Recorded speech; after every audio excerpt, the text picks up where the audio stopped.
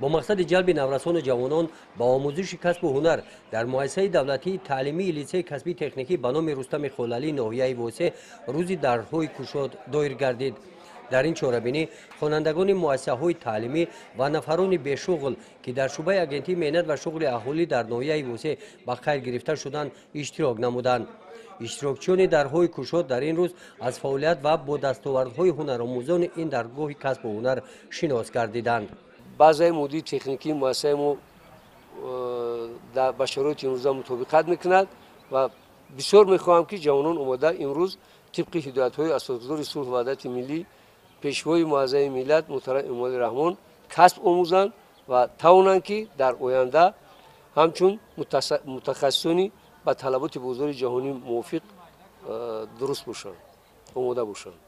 در مؤسسه دولتی تعلیمی لیسه کسبی تکنیکی ناحیه وسه از روی اختصاص‌های گوناگون جوابگو به طلبات‌های بازار مهنت 60 نفر استادان تعلیم استحصالی و 300 نفر هنرآموزان درس میگویند.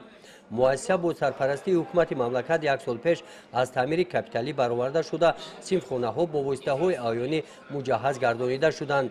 در چنین شرایط مشغولیت‌های درسی در سطح بلند برای هنرآموزان فهمو و جالب می‌گذرند. جهت تطبیق پیام رهبر دولت و مجلس عالی کشور عاید رشد ساحه پله‌پروری در لیسه کسبی تکنیکی ناحیه وسه آموزش کسب اطلس و ادرس بافی برای مانده شده بعد ختم آن ده‌ها نفر زنان بانوان منطقه کلاب صاحب جای کار و فعالیت صاحبکاری گردیدند و این زنان از پرداخت اندازها پوره آزاد کرده شدند. لیسه کسبی تکنیکی ناحیه وسه مساحت 90 هکتار زمین‌های کارمی تجربوی را استفاده می‌برد. از این لحاظ با دستگیری حکومت مملکت طبق لایحه برای آموزش هنرآموزان مؤسسه با تراکتور و ماشین‌آلات‌های زمانوی استحصالی تامین شده است.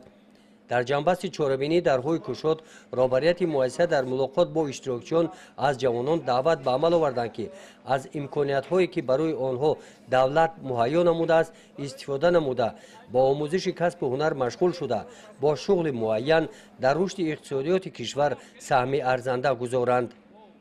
گزارش خوجا نظری خدای نظر ظهوروف از ناحیه وسه برای برنامه اطلاعاتی نوید.